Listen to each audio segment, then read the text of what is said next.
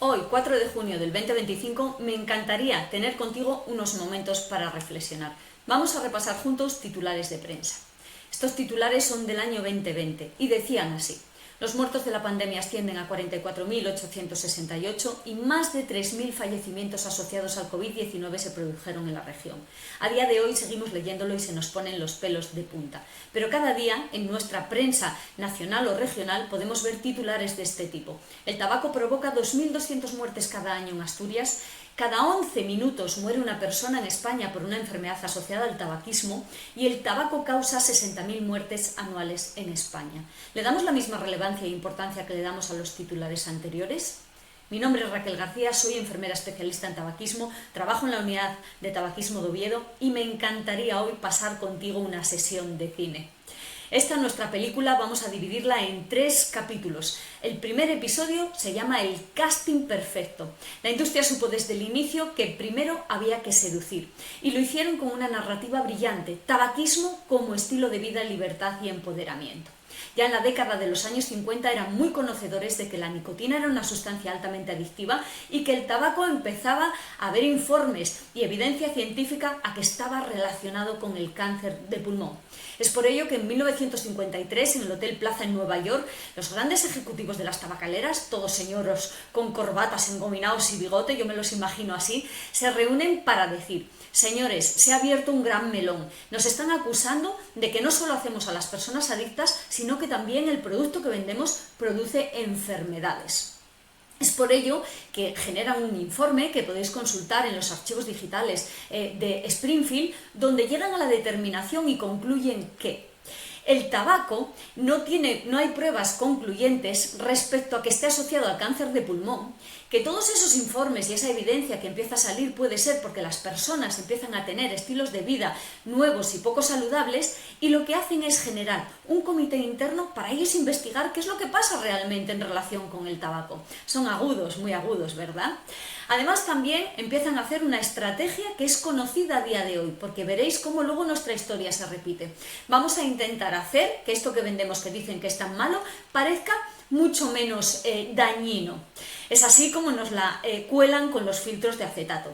Los filtros de acetato no solo no reducían significativamente la exposición a cancerígenos, sino que por su manera en la que el fumador tenía que hacer la calada, que era más profunda y penetrante, lo que aumentaban era el riesgo de adenocarcinoma. Hay estudios muy bonitos al respecto que podemos consultar.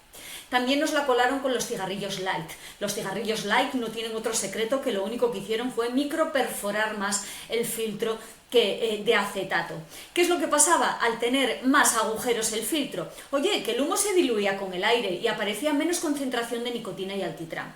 ¿Qué hacían las personas fumadoras al ver que aquel cigarrillo no tiraba?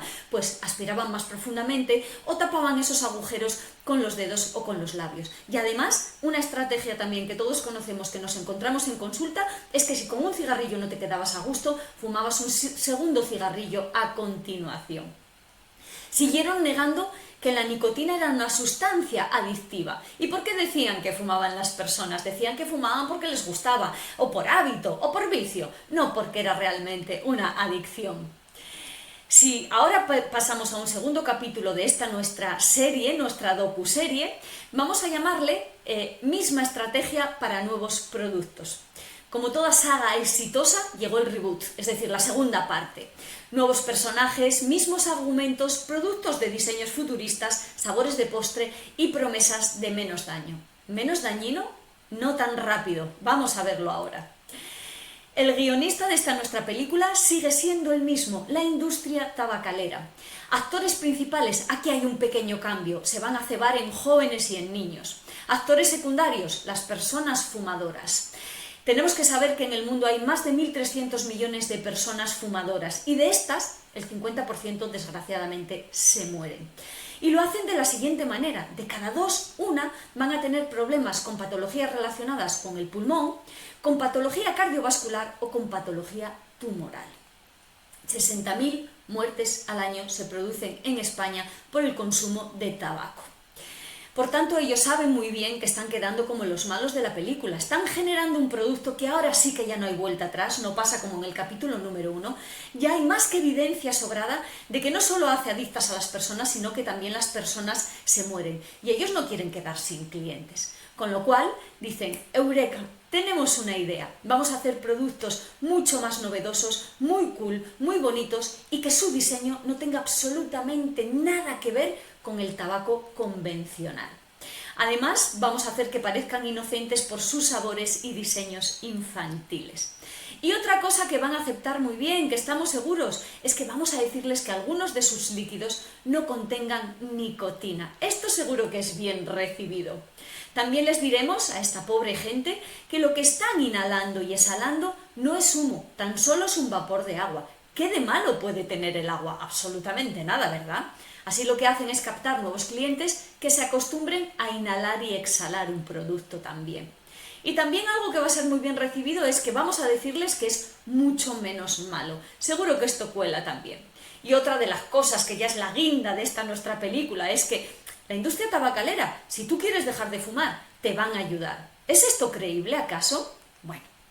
¿Dónde podremos comprar todos estos productos tan novedosos? Todos sabemos que tenemos leyes totalmente obsoletas. La Ley 28/2005 tiene fisuras normativas que permite que estos productos novedosos, como son los cigarrillos electrónicos, las bolsitas de nicotina y el tabaco calentado, se puedan prácticamente adquirir en todas partes. Kioscos, tómbolas, máquinas expendedoras.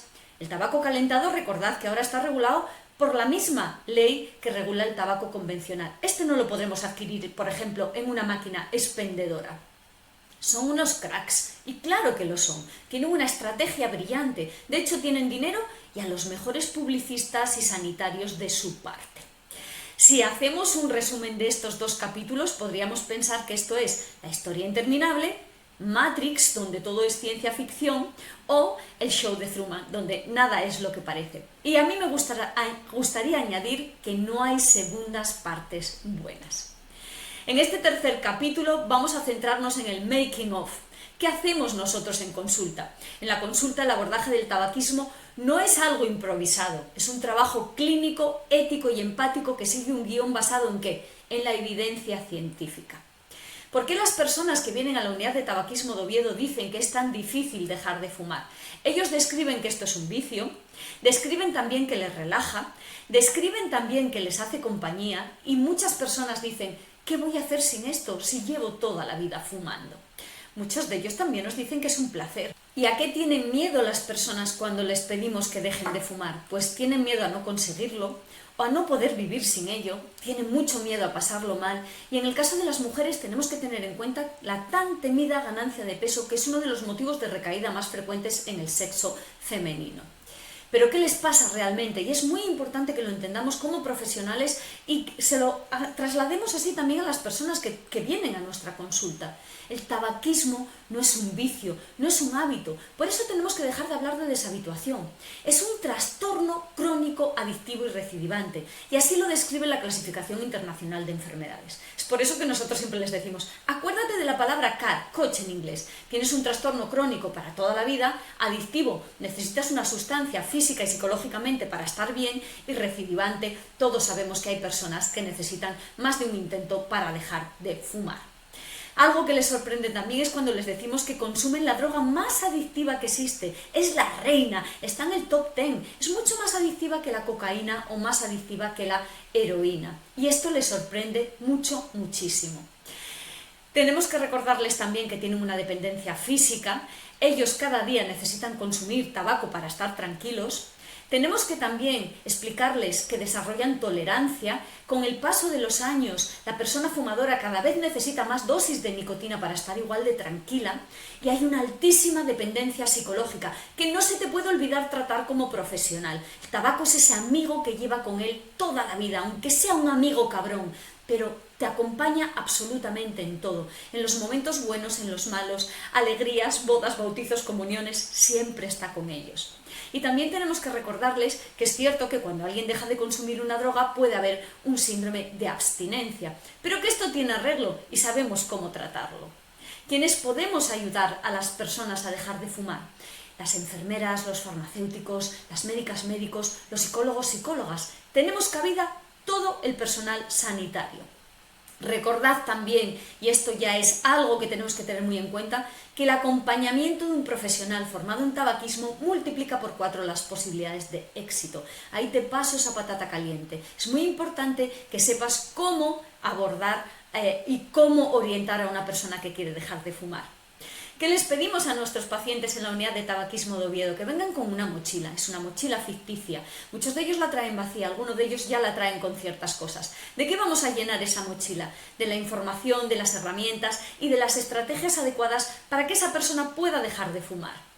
También tenemos que recordar como profesionales que no sirve de nada dar una sola receta con un tratamiento farmacológico, que nosotros tenemos que aplicar un tratamiento multicomponente donde hay una parte psicológica que va de la mano de todo lo cognitivo y lo conductual que es tremendamente importante. Cierto es que si lo sumamos a un tratamiento farmacológico, ambas dos cosas juntas funcionan muy bien y van a hacer que ese paciente vaya mucho más cómodo en el proceso de dejar de fumar. Esto es como nosotros trabajamos en la unidad de tabaquismo de Oviedo. Lo que hacemos son 3 sesiones previas antes de dejar de fumar. Esto es modificable en función de la persona que tenemos delante y hacemos unas 3 sesiones posteriores cuando la persona ya viene en cesación completa. Los siguientes seguimientos los haremos en forma y modo de lo que necesite cada persona. Es decir, podemos hacerlos por WhatsApp, por teléfono o en presencia en consulta. A lo largo de este proceso, lo que tenemos que explicarle a esa persona que llega el primer día a nuestra consulta es ¿qué es esto de dejar de fumar? Vamos a hacerles una historia tabáquica y vamos a recoger una serie de datos como puede ser el test de Fagerström, vamos a medir su motivación y su autoeficacia. También les vamos a explicar qué es esto de la dependencia y qué puede pasar en el síndrome de abstinencia y también, por supuesto, les explicaremos los fármacos para dejar de fumar. Pero algo que él tiene que saber es que va a tener que hacer algo, va a tener que llevar unas tareas para casa. El objetivo al final de esta nuestra intervención es que esa persona tenga estrategias y habilidades propias para poder dejar de fumar de la manera más exitosa posible. Nosotros hacemos una primera sesión donde vamos a hacer una valoración individual del paciente y lo que siempre les decimos es que vamos a establecer contigo un plan. Vamos a intentar hacerte un vestido a medida. En la historia tabáquica siempre les digo que les hago el 3er grado, años de inicio del consumo, número de cigarrillos que fumas, dónde fumas, quién fuma en tu casa, con quién paras a fumar en tus ratos de descanso en el trabajo, número de intentos que has hecho, motivos de recaída, etcétera, etcétera, etcétera. Lo registraremos cada uno en el protocolo que tenga, nosotros en concreto utilizamos un programa que se llama el ECAP y también vamos a recoger otra serie de datos como puede ser control de peso, control de tensión arterial y carboximetría, medición del monóxido de carbono exhalado. La motivación, hay 1000 escalas, muy farragosas, muy pesadas para el profesional y para la persona a quien se lo estamos haciendo. Estas son muy cómodas, escala analógica de motivación. ¿Cuánto de motivado estás para dejar de fumar de 0 a 10? Y podemos hacer lo mismo con la autoeficacia. ¿Cuánto de capaz te crees de dejar de fumar de 0 a 10? No olvidéis nunca preguntar por el consumo de alcohol y por el consumo de cafeína. Y no solo el consumo de cafeína va de la mano de la asociación que hay, que es un binomio perfecto, café-nicotina, sino recordad que cuando alguien deja de fumar, la nicotina, que le ponía un poco de freno a la cafeína, desaparece y la cafeína se va a potenciar sus efectos. Es por ello que muchas veces en el proceso de abandono tenemos pacientes que van como un auténtico bus y todos pensamos que solo es porque hemos quitado la nicotina, pero tened en cuenta la cafeína. Ese paciente no ha reducido los cafés que tomaba. Preguntadle siempre por el consumo dual. Os puede sorprender. Nosotros tenemos pacientes con un montón de consumos duales y no hablo solo de personas adolescentes o jóvenes. No olvidad preguntar también qué fumas y cómo lo fumas. No podemos obviar lo que veíamos antes en el capítulo 2 de nuestra película, los nuevos productos de tabaco y nicotina, vapeadores o cigarrillos electrónicos, tabaco calentado y bolsitas de nicotina. Y cuando terminemos esta primera valoración, vamos a elaborar un plan con ese paciente. Ese paciente tiene que salir de nuestra consulta sabiendo muy bien qué le espera en las siguientes semanas, para que pueda organizar su cabeza. Esta semana también le podéis pedir que elabore una lista de motivos. ¿Por qué fumas? ¿Y qué te aporta el tabaco? ¿Por qué quieres dejar de fumar? Buscar un cómplice en su entorno familiar, en sus amistades, en su entorno laboral. Un cómplice que cuando tengas un día muy jodido esté a tu lado y te sepa decir, tira para adelante que lo estás haciendo muy bien. Le citamos al paciente después de esta valoración inicial para una segunda sesión y a ser posible lo vamos a ver 7 días antes de dejar de fumar. ¿Qué podemos hacer con este paciente esta semana? Vamos a verlo. Vamos a facilitarle recursos y habilidades para dejar de fumar, vamos a fomentar su autoeficacia y le pediremos también que pueda hacer un autorregistro, ejercicios de desautomatización y también podemos empezar a explicarle qué es esto de los tratamientos farmacológicos, para qué sirven y cuál podría ser óptimo para esa persona en concreto. Algo que nosotros nos hemos inventado en la unidad de tabaquismo de Oviedo es el Fumabot, tu contador de cigarrillos y caladas. Vais a verlo conmigo y lo vais a entender perfectamente. Mirad, tenemos a Julia, que es una fumadora de 20 cigarrillos al día. Cada cigarrillo les da más o menos un número de caladas entre 12 y 15. Y Julia, nuestra paciente, lleva 42 años fumando. Si empezamos a multiplicar y multiplicamos los 20 cigarrillos por 12 caladas, Julia repite el gesto mano-boca 240 veces al día. Si multiplico por 365 días al año, Julia lo repite 87.600 veces. Y si lo multiplico por los 42 años que Julia lleva consumiendo tabaco, me salen un porrón de millones, 3.679.200 caladas.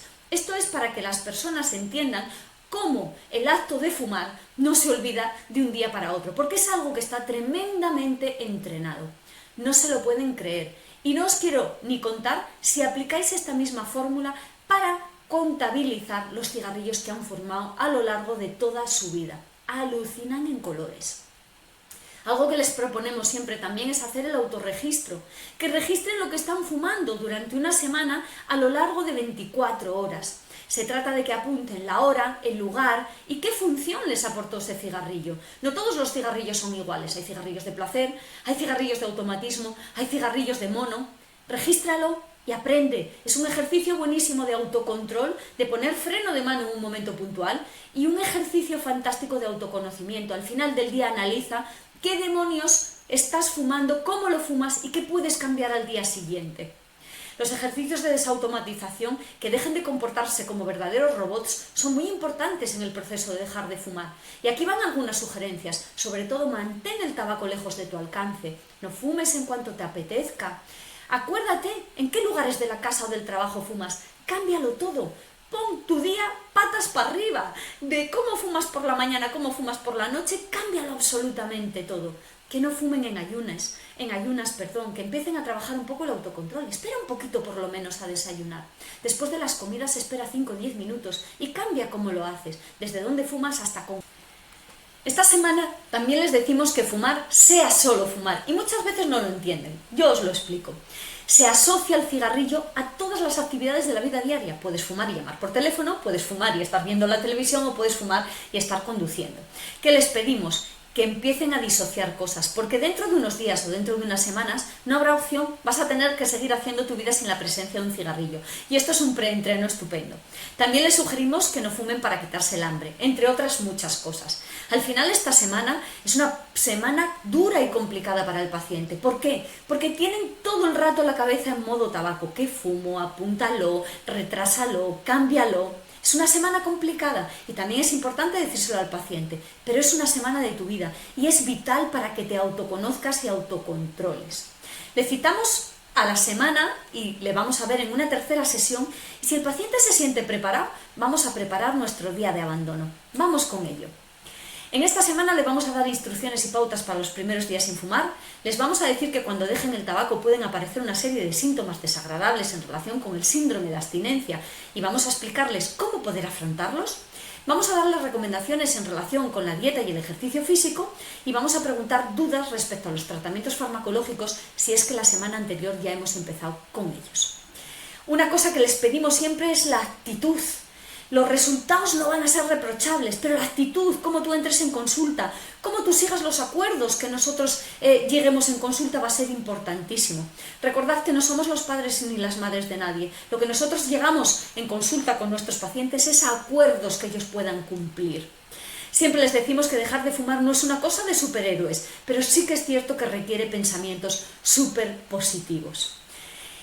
Esta semana les vamos a preparar para cambiar rutinas. Cuando dejan de fumar tienes que cambiar de manera temporal y buscar alternativas a cómo hacías las cosas en tu día a día de la mano de un cigarrillo.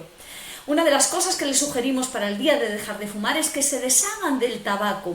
Retira los cigarrillos, los mecheros, el papel, los filtros. A ninguna otra persona consumidora de otra sustancia tóxica le dejaríamos que le vamos a dejar una raya de coca en la mesita. ¿Por qué vas a tener el tabaco en casa? Es un riesgo altísimo que lo hagas.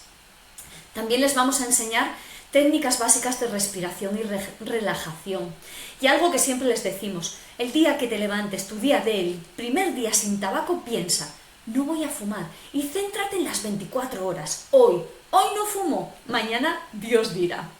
Les preparamos para esta nuestra maratón. Es que todavía no os lo dije. Es que en la unidad de tabaquismo de Oviedo somos grandes entrenadores de atletas que se enfrentan a carreras de larga distancia. Y en esta maratón de 42 kilómetros, que es dejar de fumar, siempre les pedimos, vete de 10 en 10 kilómetros. No fatiga tanto pensar que vas a correr 10 kilómetros a pensar que vas a correr 42.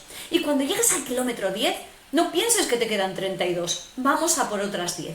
¿Qué os parece el planteamiento? Yo creo que es mucho más fácil de gestionar, ¿verdad? Pues con esto no solo para dejar de fumar, para todo en la vida. También somos profesores de surf, que no lo sabíais, y les enseñamos a surfear olas. Siempre les comentamos que las ganas de fumar son como las olas del mar. Tienen una duración determinada, tienen una cresta elevada que acaba rompiendo y el mar se queda en calma hasta la siguiente ola. Y también les enseñamos a distraer su foco de atención. No estés todo el día pensando en tabaco. Recupera tus aficiones, aquellas actividades que te pueden venir bien para tener la cabeza siempre ocupada. A quien le guste pasear, pasear, a quien le guste leer, leer, la música, la pintura.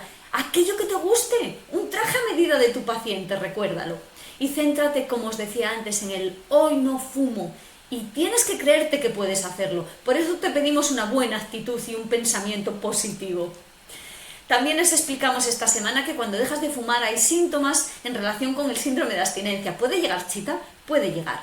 Puede haber síntomas en relación con el estreñimiento, con el dolor de la garganta, con el insomnio o que aumente tu tos. Y casi todos de estos síntomas tienen arreglo. Y lo mejor de todo, que os voy a hacer spoiler, es que todos estos síntomas tan feos en relación con el abandono del tabaco son pasajeros. Es como el tren.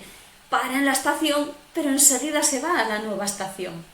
También les vamos a pedir que esas primeras semanas sin fumar eviten situaciones de riesgo. Y esto es muy importante. No estás preparado todavía para meterte en la boca del lobo. Bueno, decíamos antes la importancia de un cómplice, de buscar apoyo en las personas que te quieren. Qué importante es tener a alguien de confianza cerca en el proceso de dejar de fumar.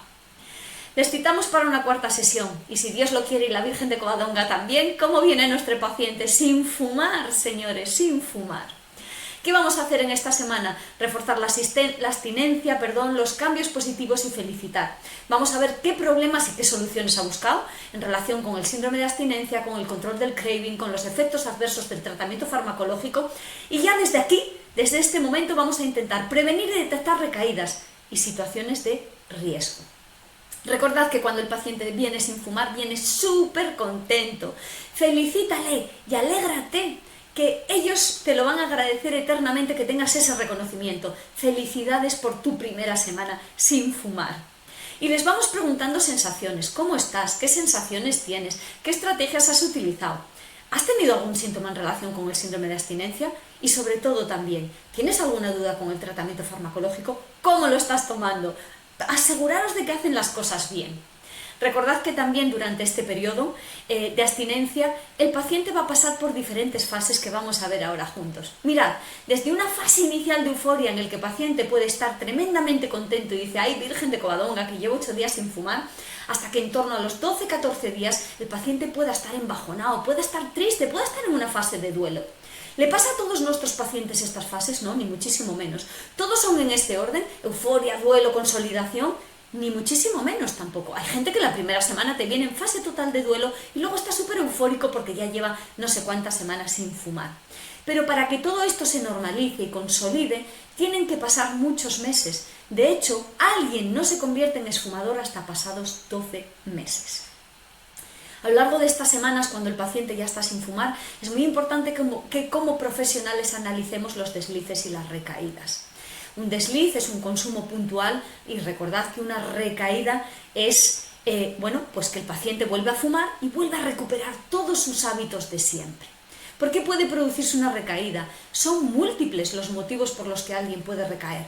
Pero lo que más nos importa, que tenemos que entender como profesionales y hacer entender a la persona que está en nuestra consulta, es que las recaídas forman parte de este proceso y no son, de verdad, no lo son, no son un fracaso.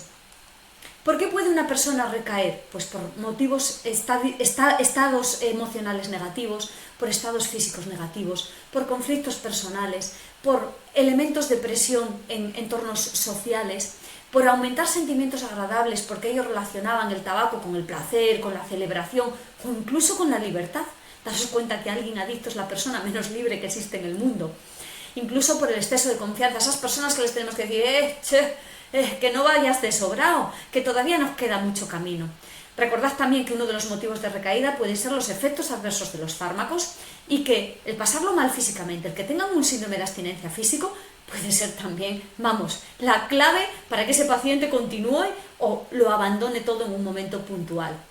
Nos gusta mucho en la unidad de tabaquismo de Oviedo, tanto a José Manuel como a mí, esta gráfica o esta parodia que hicimos de Don Quijote y Sancho Panza. Don Quijote, que sabéis que siempre fue un fantasioso, le dice a su amado Sancho Panza: fiel escudero, tras 8 meses sin fumar, creo que por un solo cigarrillo no pasará nada. Y Sancho Panza, que a lo largo de la historia siempre tuvo un papel muy difícil, le dice: no alucine vuestra merced, ni una sola calada, porque esto que te está pasando, como con los molinos de viento, son fantasías de control. Y ya para terminar esta sesión, que de verdad espero que haya sido de cine, ya en el 1623 Blas Pascal decía que generalmente las personas se convencen más por las razones que ellas mismas descubren que por las razones que les explicamos los demás. Ahí os dejo esa patata caliente, pero considero que los profesionales sanitarios, aquellos que acompañamos y cuidamos de la salud de las demás personas, tenemos que empezar a vender salud en positivo. De este esfuerzo que es dejar de fumar, ¿qué cosas buenas te va a traer? Ahí lo dejo. Os mando un besito enorme desde el Principado de Asturias y espero veros pronto. Beso.